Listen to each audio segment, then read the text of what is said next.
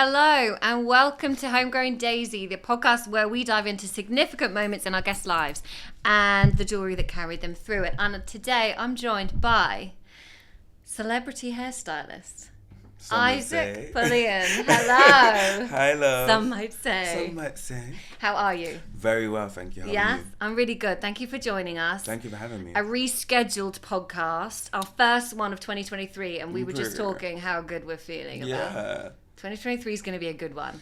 I think there's something in the air. There really is. For sure. So I want to tell the story about how we met. Okay. Because, and we were literally just talking about Paris, and how you're kind of It was quite iconic.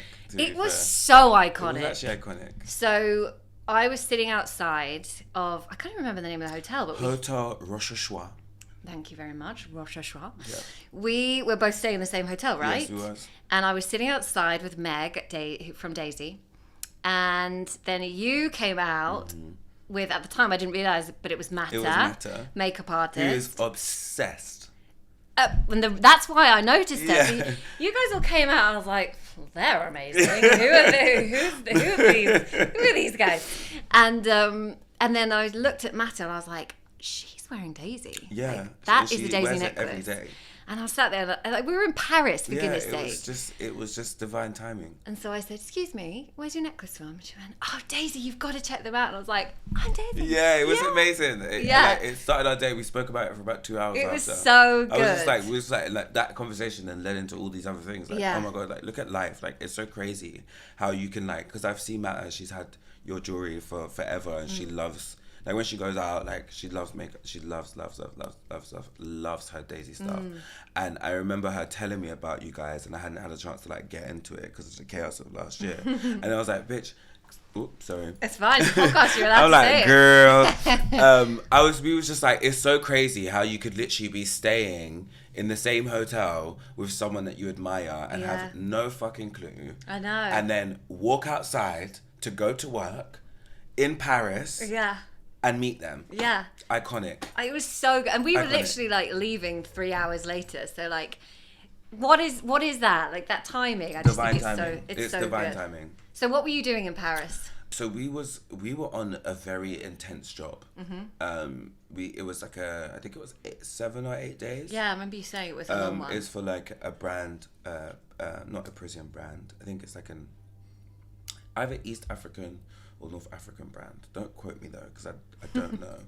It was probably one of the most intense jobs that we've done the whole year. Really? Yeah, because there was like the brand itself.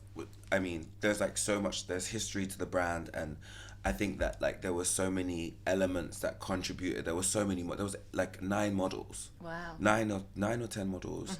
Everyone was getting glam. So it was just like every single day we was literally same in glam every day or different glam every day? So we had 3. There was like I think 3 setups. So there was 2 days of the same glam, 2 days of the same glam, and then 3 days of the same glam. But it was like literally renewing the girls. It was fab. Sure. It was really fab. It was really fab. But it was very intense, and we left feeling very exhausted. Yeah, I can imagine. Yeah, when we saw you guys, we was literally on our last legs. Do you know what? I think I could tell that because you were so giggly, you know? Just like done. Yeah. We were done. But it was fun. I think Paris is a place where I think if you have your people around you, it's really beautiful. And we had Batu, who's like my lovely assistant. He just got signed. Shout out to Batu. And he's French. And I mean, I was in Paris on Monday, and it just didn't feel the same without him. I literally FaceTimed him, and I was like, bonjour, mon chéri. Like, he's male. But still, he's my girl. Yeah. And I was like, Paris just doesn't feel the same without you. And it's funny. And I guess he's probably got some good insights into places to go. Oh yeah, babe, he knows everything. Yeah. He knows everything. Listen, when me and him went to Paris for Kendrick Lamar was shooting the Amazon Prime. I don't know if it's a film, but they filmed the concert for Amazon Prime, and they basically wanted us to come out there to like do the dances and stuff because he was already done. Fab. Kendrick Lamar, beautiful. Oh, fab. Yeah. Like his hair was like amazing. Really. and we did the dances, but we like went to this party. So there's a party in Paris called BBB. Okay. And you're writing this down. It's in it's in a place called Felice Pigalle, and I don't know if I'm saying that right. I'm not French. Sounds good. It sounds alright, I think. Like Batu and I always laugh because I say like French terms that don't actually mean anything. Like nil point. Nil point. And I was like, did they say that? Did they say that in the Olympics or something? Like nil point. But it's like, yeah. But he was basically like, I was like proper like being like nil point, like no point, and it's like no, it's point nil. Oh, like, and I would like okay. speak French like so confidently, and I have no context to what I'm saying. But we went to this really amazing party up there, and I mean, we had some really good times. We ate some really good food too. Yeah, good food. Yeah, there's good food in Paris. Yeah. I will say that. Yeah. Yeah, for sure. We'll have to go back there. Yeah. Okay, so talk me through your career, because I saw online that you used to be a dancer. Yeah, she used to be a dancer. Yeah. Yeah. And so talk me through, how do you land doing hairstyling? It was so like, it was like very like divine timing. I was an old friend of mine, she had her hair done by one of the stylists at the salon. And at the time, like I've said before, like street dance wasn't really like a thing, and I guess like people didn't really get paid like that. Like you were like either a commercial dancer and you got like paid, or you was like a street dancer. You was doing it for the art, like you was doing it for like you were doing it for the love. Yeah. You know, we literally used to dance on the street. Like we had a boombox, and like we trained like when we couldn't get like, because obviously everything, like the value of money then, I guess, was greater, and you had less of it. I feel. It's like kind of like a full circle moment. Like it's so weird to like be where I am now, and like think back then. We didn't really have a lot, and it was all self-funded. So I was just like speaking to my friend, and I was like, I need to make some money, because like I'm like dancing, I'm putting everything into it, and like I have no money. So she was just like, why don't you try an apprenticeship? Because for me, like I'd always been quite like a practical person. I was like a straight A student, prefect, tied to my waist. Little badge. Tied to my waist, badge, gold lining in the blazer. Yeah, okay. That was the thing. As a prefect. Yes, all the prefects had it. So it was like we had like a special like uniform, and then I like found like the creative girls and was like, oh my god, I'm like a performer, you know. And then that's how I got into dancing. And then when, you know, times got hard financially, I was like, I need to do something that's practical, that I can learn from, and also just like take anywhere with me. That was really important at the time. And hairstyling was like something I never did, but at the time I was 17 and I was just ready to just jump into something, you know.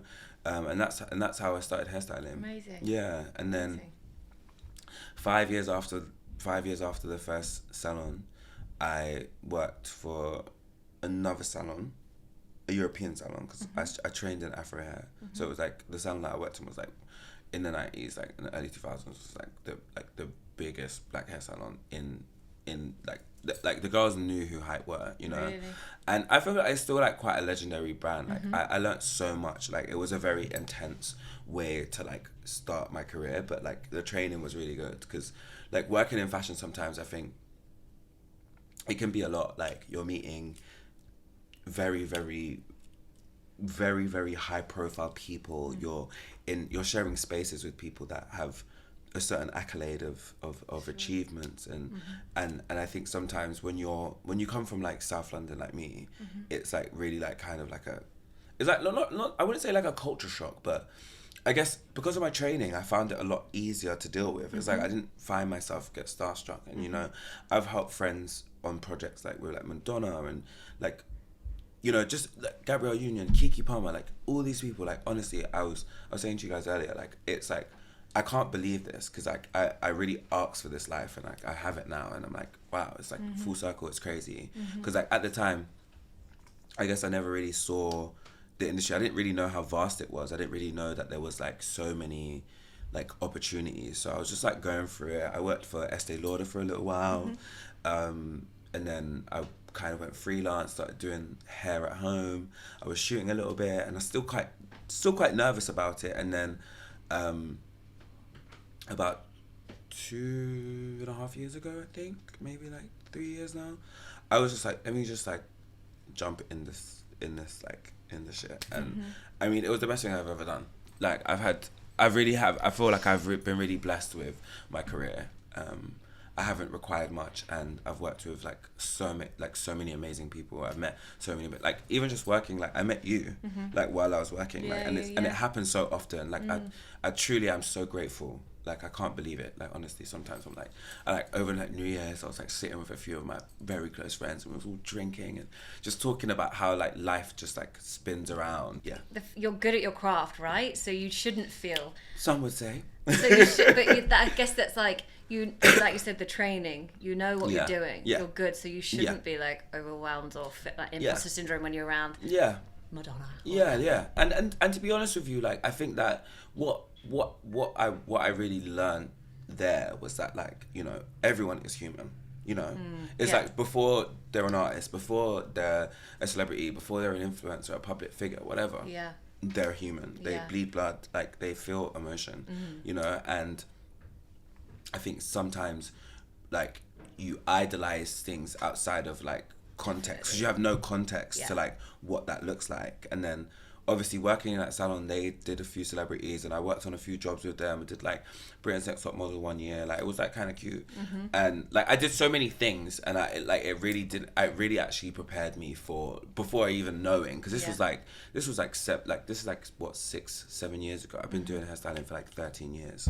So and this is like the first 3 years that I've been freelancing and doing what I do now, and it's amazing. I forgot to mention that Issac has brought in his significant piece of jewellery, which we're going to dive into in a bit. Yes. And I was expecting them to be big and bold, so I can't wait to hear the stories behind them.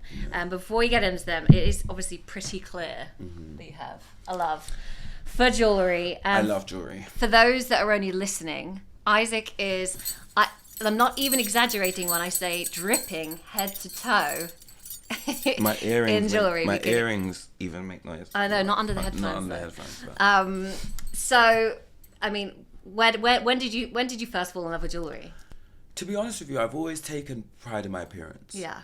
And I guess like I commonly associated jewellery with people that were like quite expressive, like, and I think that like I've always loved jewellery, but like I only started really finding it maybe 3 years ago. Really? Yeah, like really just finding pieces. It started with a necklace that I had. I give a lot of jewelry away as well, because like I think gifts are like to be gifted sometimes. And like I often find like, you know, when someone like oh, I love your ring, you know, I find like I don't really hold like high value immaterial things.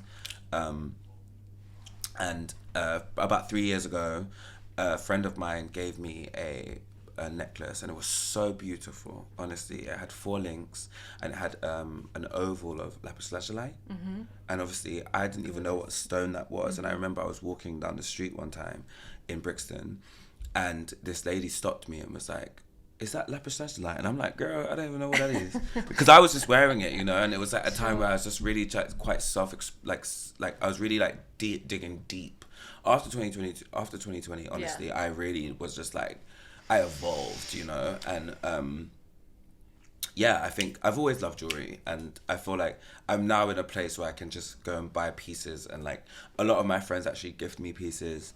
It's kind of like come to me. It's so, I mean, that's like probably why I couldn't stop like staring at you in Paris. It's like, it's so obviously as a huge expression of you. For sure.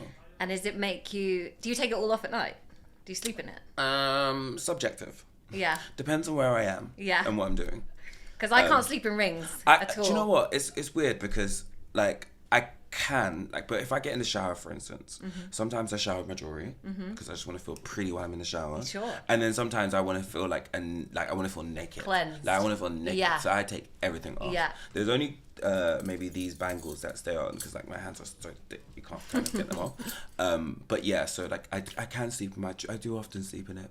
I love it so much. Yeah, I love it. Because we talk a lot about jewellery being our armour, because for me, sometimes depending on where I'm going, what meetings I'm going to, I obviously don't wear as much as you. I actually thought I wore a lot before we all saw Isaac. You wear a very complimentary amount. I put it on depending on what I'm doing. Like this one, like I like the malachite, it gives me strength. I like the tiger's eye for protection. It's kind of just putting it on and I feel like myself. Like my mum couldn't leave the house without wearing earrings, for example. It just made her feel put together. Yeah, for sure. What do you think? Why do you think jewellery is so important to people? I guess I kind of look at it in the same way.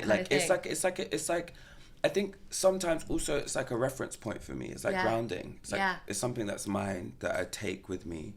And it's I feel like if I described it would be like an armor. Yeah. For sure. Like I feel empowered. I love to hear like myself sometimes. Like sometimes I'm like literally walking and I can just hear my chains just like jangling, and it's like even when I'm working I find it quite therapeutic. It's like they're a part of me. I don't leave my house without it. Like even when I'm running to the shop. Yeah, I can't imagine. The girls, I'm fully dressed. Yeah. You never know you never know who you're going to meet. Never know who you're going to meet. What conversations might stem. What podcast you might be invited on. I mean, and here we are today. Divine timing. There it is.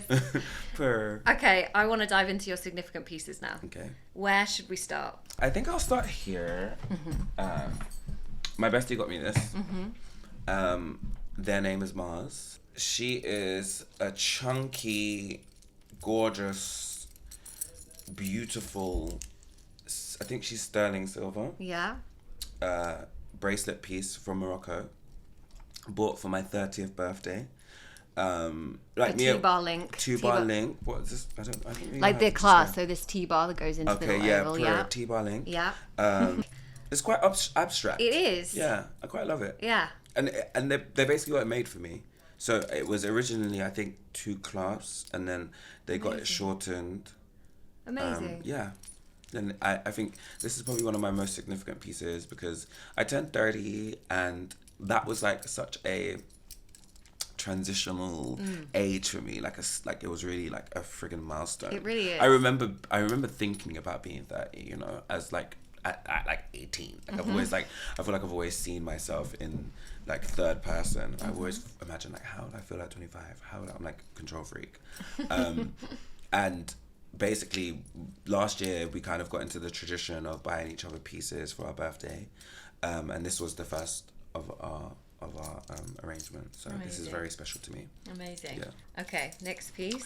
This is a bracelet that I bought this, and this was probably one of the only pieces that I still have from that transitional evolution stage. It's like I broke up with my ex-boyfriend, and then I just like evolved. Like really? I was like, I got face tattoos. Like I never even had face tattoos. Yeah. I've got pictures like 3 years ago where I literally had nothing. How quickly did the face tattoos come then? Oh, like 2 months. Wow. Like 2 months. I literally, because I remember we spoke about it and he was so against it. He was like, don't you dare tattoo your face. You're so beautiful to me. If you tattoo your face, I will never talk to you again. And one of my friends literally was mad at me for like 3 weeks. It's like, oh my God, you got a tattoo on your face. Oh, really? Because I basically, you know, I woke up and I was like, I feel like in times of like mass transition or stress, like I generally get tattoos around times where I'm just like, you know, some days I just wake up and I'm like, I take the day as it is and I'm just like, find somewhere, I'm just go. And it was like, at the time, I felt that I was like really like minimalist when I was with my ex-boyfriend, and I was like we had like a very small life. Like we had 2 dogs, who I still have now, 2 whippets. And we just had a very small life, so sure. I didn't feel the need for self-expression, and this was prior to my jump into the fashion industry. Right. And when we broke up, I started working, and it was going really, really well. In 2019, I had like a stint of like 6 months where I was literally working. I had few days off. Really? Like it was intense. It was probably one of the best parts of my career, like a highlight of my career, because I really just was like, I wasn't working and then I was working. And I remember, I think it was around the January, I just got tattoos, and I guess I take a lot of inspiration from like deities and like, you know, like indigenous people of lands, and I think that they there are a lot of like jewelry pieces are almost like armor for them. Yeah. Maybe I'm like speaking for them. Sure. But I that's how I viewed it, you know. And I picked up this piece from a shop in Brixton, and it was like my first actual bangle. Like, what is this? Is this a bangle? Bangle, yeah. Yeah, it was my first like thick bangle, and you know, it is like a piece of armor, to be honest. I love it so much. Can I have a look at that? Yeah. So it was like one of the first pieces that And also so nice I that bought like for myself. you bought for yourself. Yeah, I did. In a part of like, this is me becoming yeah. me. And Yeah. It was very transitional, and really she reminds powerful. me of that. Yeah. I knew your stories were going to be good. I've got lots of stories. That we could be here all day. I could talk for hours. This year I've like proper like, it's so weird that this has happened because I guess prior to 2023, me and a few of my close friends, we spent some time prior to just before Christmas, before everyone went and done their own thing, just talking about our intentions, because I guess we don't really like me and my friends are quite similar. We don't really we don't have New Year's resolutions. Sure. We just set intentions essentially. I don't know if that's the same thing, but it's like it's not about saying in 2023 I'm gonna be this, but it's like in 2023 I'm gonna approach this, you know. Yeah, it's like sure. something that's like very, very easy, as opposed to Setting targets. and being like, you know, by the June the 20th I'm must gonna do be this. Yeah. And we were also just sharing, and I was saying that I really want to start speaking more, because I feel like I've got my friends often tell me that I've got a lot of good stories, and yeah, so. Okay, next piece. Where do you want to go next? This is another bangle. So I bought her on my 28th birthday. And at the time, that was also quite that was a turning point. I was transitioning agencies, and like still in the heat of just like being really busy, and I had like a chaotic year that year. Like a lot happened. Me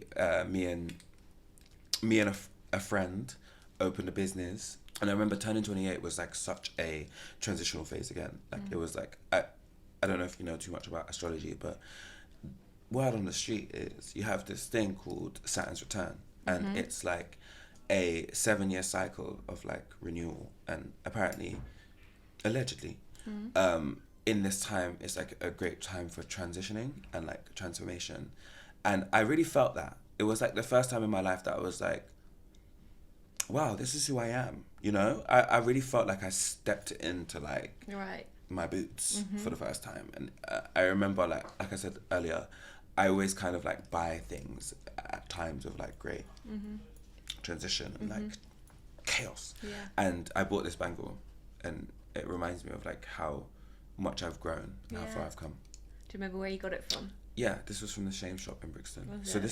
this is purrrring, and it's like a mixed metal that they make in Mali. Amazing. Yeah. Take me to your fourth significant piece, please. This was gifted to me by a friend. She is a square, Yeah. but like turn on like Like a diamond. a diamond. Diamond. Yeah. It's square, but like on a diamond kind of angle. It has a precious stone in which I can't remember what it is, Yeah. but it was made by a shaman. Amazing. Yeah, and I remember when they gifted me this. I think it was for my birthday. 29. And I just remember just feeling very, very special about it. I think that it's like got a very simplistic detail. Yeah. That like the precious stone is like a greeny type of like yellowy color. Yeah, I and can't it work has out like, what that is. but it feels special. I don't know. It was like one of like a piece that I really actually just felt connected to. Like I don't know about you, but like I feel like sometimes like when I look at my hands or my jewelry, I'm like, this makes me feel like this. Like I've got tiger's eye. Like, you know, you was just like touching on that, and I don't know. It just felt very nice. I think the shape of it, there's almost something quite special about how it's almost like a pyramid, like Yeah. stepping stones going Yeah, up to the top it's- to that it's- beautiful stone. Yeah, it's beautiful. I love her. Another ring. No, Your I've got my 50s? earrings Your that you can't kind of earrings. see. Can I take my Yeah. headphones You off? just so won't the be able girls to can- hear yourself. This is the sound that it makes, baby. Get into that. Yeah, my earrings. I bought this for myself, and I guess this is like I've got a few pairs, and I get them from a shop called So High in Soho. Okay. Soho on Buick Street. Okay.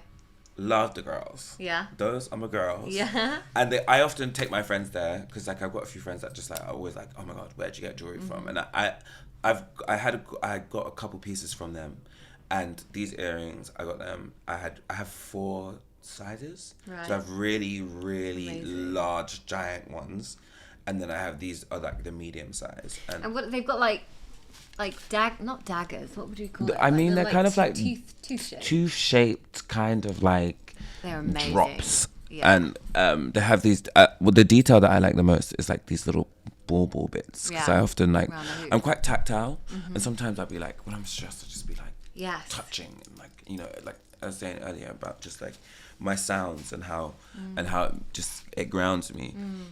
So often I'm often tapping when I'm like doing stuff, and everywhere I go, people ask me about these earrings. Yeah. There wasn't really a particular reason why I bought them, because prior to these sets, I used to wear these cowrie shell, like silver cowrie shell covered. It was like glazed in like a cowrie shell. Beautiful. I've got pictures. That I wore, and it was like the same kind of ASMR type of vibe. Like it was like very jingly. And then I got these because I wanted to like, just get more into my like tribal bag, and I quite love that. It's really nice. Yeah, purr. Thank you for talking us through those. I okay. bet we could carry on. Yeah. So we just were briefly talking about this off air. Being a hairstylist, I bet people confide in you, tell you everything, tell you things you don't even want to hear about.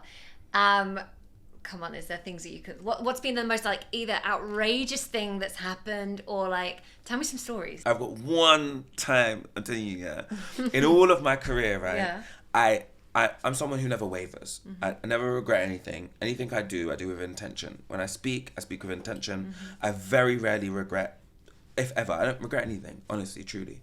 And I remember this one time, I met a lady, and she came into the salon, and she was in absolute turmoil. She'd been to a hair salon with someone that she hadn't worked, like a hairstylist that she hadn't used before, and she wanted this balayage. This was like when balayage just came in. It was like really booming, and it was just like it really had a moment. Like I think like 4 years ago, maybe 4 or 5 years ago. Yeah. Like there was like a proper like time where like everyone, if it was like dip dye and then balayage, everyone wanted to naturalize that shit. It was like no one wanted roots. Everyone wanted that blonde to be natural. Yeah. And I remember she came in, and her hair was in a really bad way, and I had a consultation with her, and it was probably about 45 minutes. Half an hour of that was like reassurance. I swear to God, I didn't even know this woman, but she walked in and she was stressed. So we spoke about how we was gonna achieve essentially like naturalizing this harsh contrast that she had. It was like this like honey brown, like but deep honey brown root, and then like really yellow like peroxide blonde. Wow. And I remember like we worked it out. I was like coming for a treatment, blah blah blah blah blah blah. Mind you, she didn't come for a treatment. 3 months later, she ambushes me, and she's like, "This is our appointment. You said I can have this appointment. Like, let's go." And I'm like, "You didn't come in for your treatments anyway." Against my better judgment, her hair had changed. I swear to God. I asked her if she did anything, and she told me she didn't. But I swear on God. Well, you think she'd gone somewhere else, or she tried to do something? No, I think she did something. It was darker. It was different. It was different. And I remember she was reminding me. I never really forget anything. I'm like an elephant. And I remember she was reminding me that I promised her that I would change her hair, because I did. I'm that girl, I'm that hairstylist. Yeah. I'm like, I really know how to manage expectations. Yeah. I will never tell you something that I'm not capable of. I will never recommend something that I'm not capable of doing. And I'm very, very fucking good at really giving the girls what they need. They tell me what they want, and they give them what they need. And she was one of those people, and I was really looking forward to, because at the time I was like inside this color, like this. It was an amazing time in the hair salon industry for sure. Like, because it was like you was literally painting, and against my better judgment, backtracking because I speak a lot and my stories like they go into like 7 others. And I remember thinking, I don't want to do this, and she begged me. I just knew it. Anyway, fast forward 4 hours. I basically colored it and it just went wrong. It like the roots was wrong, the blonde was wrong. It was just wrong. And I remember sitting there, and it was the first time in my whole career that I'd really like fucked up. Like I really did this hair and I knew that I didn't want to do it, and I knew I shouldn't have done it because it wasn't in good condition, and it wasn't something that I was going to be able to achieve at the time, but it was my ego, you know, because you know sometimes the ego can get the better of you. It's like, yeah, nah, I can do this. So I did it, and I remember she was very, very, very, very unimpressed. We had a very, very awkward 20-minute exchange where I basically reverted her hair back to something that was similar. It was better. It was still better, but it just wasn't what she wanted. And it was the first time in my whole career that I had a client that literally I told her, this is free. Wow. But please never come back. Yeah. And I let her walk out. First time ever. Energy. Yeah. Yeah. First time.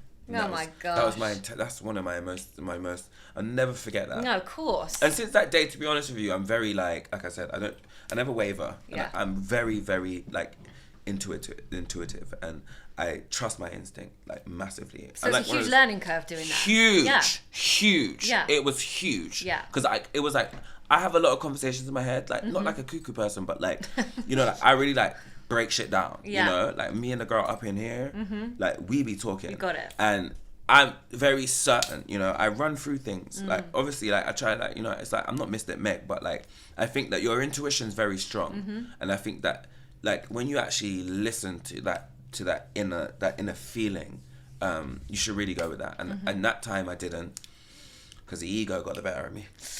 Yeah, I had a good angel and a bad angel. I listened to the bad angel because I wanted that money, and I ended up telling her to leave and never come back. Free. And it was free. I spent 4 hours of my life, and I learned a very, very, very lesson. A good lesson. Good lesson. Exactly. Good lesson, yeah. I wrote down a question about like your style, and you're saying that like your jewellery and your style, you've always been quite put together. Yeah. Where do you start? Well, like planning your outfit today. Where did you start? Did you start with a bag? No, I didn't start with the bag, but it was like, basically a way of seeing as you mentioned her, go on, baby, get into that. Look at this chain. Look at her. So the first thing we noticed about Isaac when he walked in, other than his jewellery and his impeccable style, was the bag. Come on, baby girl. For those who cannot see this, you're going to want to watch this on YouTube, by the way, just to see the bag. Y'all need to see this bag. So the girls need to see this bag. Did you say this is something, the brand is something to Julia Fox? So the brand is, if I pronounce it right, I'm not Danish. It's a Danish brand, Han Copenhagen, which is Danish for Copenhagen. Great. Yeah. I don't know if Han is a part of that, but I'm not quite sure. I don't really know the brand very well. But I know Julia Fox has some custom pieces from this brand. Like they've got these like beautiful bras, and it's like the detail is like a black leather. Is that leather? I think leather clasped by 2 creature hands, and the chain. What chain is this? Because this is an amazing chain. Just a massive, just a chunky, chain. Beautiful sterling silver chain. It's very small. It doesn't hold a lot. Sure. But my lip gloss is in there. My Jean Paul Gaultier is in there. My earphones are in there. I got a couple of receipts and a lighter for my cigarettes. Enough is in there. Yeah. To get me through the day. And, it's amazing. You know, it really was a steal. Yeah. And I've got a very good friend, David, and he is probably the only person that I really just gets it. He said that when they brought, I think there was only one in Selfridges, and he said that when it first came in, his friends literally was like, there's this bag and you gotta go and get it. So 2 days ago, I was like, you know, I had a really, really affluent year of work and like just meeting amazing people, and I walked into this year feeling very, very, very, very good, and very, very grateful. And I said, I'm gonna buy myself something very nice. So when I saw her, I mean, the price tag was looking very heavy. And I went home and I pondered on it. And to be honest with you, the next day, divine timing, David calls me and he's like, what are you up to? Or I can't remember whether David called me or I texted him, but I hadn't seen him and I was supposed to see him about 3 times prior to the end of last year. And he was like, oh, I'm working. I'm like, oh, perfect. I'm going to come see you at work and then we're going to go and see if I'm going to go and get this bag. And when we got there, it was on sale for, honestly, a fifth of the original price. And then my friend David also works in Selfridges and he got 35% off that. Off the sale price. Honestly, like, it's Meant crazy. Like, and he basically bought it for himself. And I said that I need this bag. Oh, so he bought it first and you bought it off him? He bought it. I didn't buy it off him. He gave it to me. Oh my god! It was a gift. David. I love you, David. Oh my god! Get into the bag. You've got some good friends. He's gonna kill me. Some good friends. I said his name. But yeah. So I mean, when I think about like what I'm gonna wear, I often think about how I want to feel. And I've got like 2 sides. I've got like overdressed or underdressed. And underdressed, I guess, looks like a tracksuit with like a boot and like a frame and a cap. And then overdressed is like a blazer and a shirt. And then like, I guess I start with one piece, and today I started with a white shirt. Okay. And a good friend of mine also gave me this shirt that was working for this PR company. I'm telling my you, friends who are watching this, I need some more gifts. No, I mean, I've got really, really great friends. Your friends are much better than mine. They're amazing. And I started with the black white shirt, and I'm quite minimal with color. Like I walk in the realms of black, navy, grey. You found your safe space, is that right? Yeah. And I love it. And it's interchangeable. And and it's me.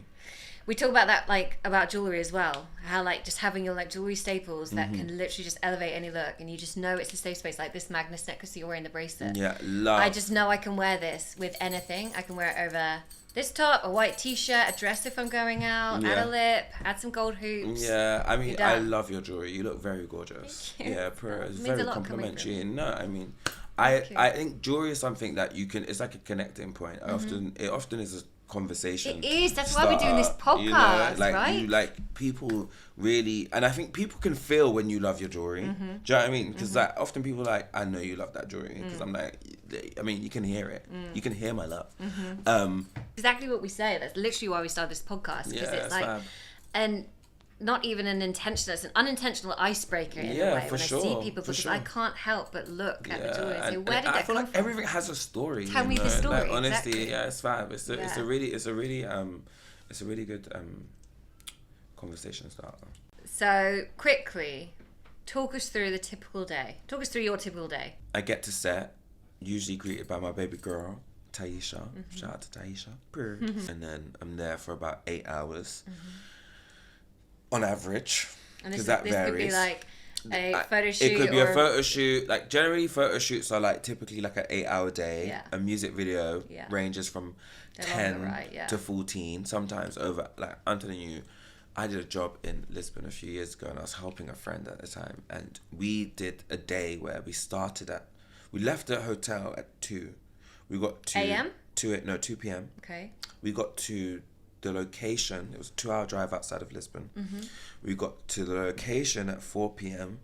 and we did not come back until 8 a.m. Oh my gosh. The next morning.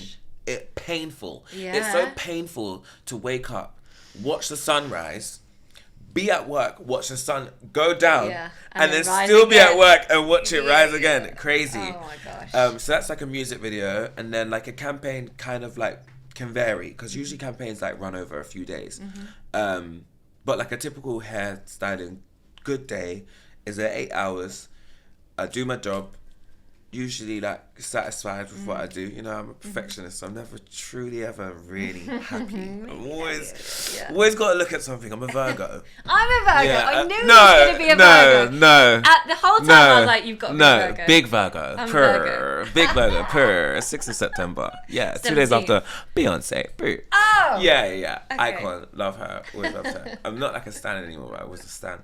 Anything exciting coming up for 2023? I think we already know. You've been setting your intentions. Just good things are coming. Good things are coming. More life, more great conversations. I think that there's a lot in the pipeline. 2023 looks really good for me. Yes. I'm really excited. I'm excited to see more. Okay, before we end on some quick fire questions, we're going to create an edit of your 12 favourite Daisy pieces, shoppable edit online. Okay. Listeners can get 20% off. Okay, purr. Reveal the code, Isaac. What do you want the discount code for people to be? Because they have to listen to this whole podcast to get the discount code. Okay, I think the code should be purr. Yeah. PUURR. Purr. I love it. Okay, quick fire questions. Are you ready? Mm-hmm. Silver or gold? And Isaac's wearing both right now. Silver. Yeah. Huggies or hoops? Hoops. I mean, this is a stupid question for you. Chunky or delicate? Question. Chunky, dunky, hunky. Purr. Clothes or jewellery? Ooh. I mean, subjective. If I could get a bodysuit of armour that fit my body perfectly and made me look sexy, it would be jewellery. Yeah. Well, as in like... Oh, you mean like... I'm talking bangles, chains... everything. So you didn't have to wear clothes? So I didn't have to wear clothes. Okay. As long as my genitals are covered, I'm happy. Yeah. Even a thong. I've got this really sexy belly dancer shit that I got from Egypt last year. And Halloween that was it 2021? Mm-hmm. I basically went as a belly dancer. I literally was covered in silver. Oh my god. Yeah, it was iconic. The girls was eating it up. What's iconic? One piece that you would save in a fire? Has to be Yeah. My baby Mars. 30th present. Yeah, my birthday, my 30th present. Yeah, I would run into the fire for this. That's amazing. Yeah. Last question. I'll never leave the house without earrings. Excellent answer. The only jewellery answer we've had. Yeah, earrings. I will never leave my house without earrings. And those particular earrings. Yeah. Yes. Yeah. Amazing. Isaac, it's been amazing to talk to you. Thank you for having me. I can't believe we've been talking for such a long time. I mean, it's crazy. And I'm so glad we got to do this. Yeah, it's been a pleasure. Thank you so much. No, thank you for having me. Yeah. Purr.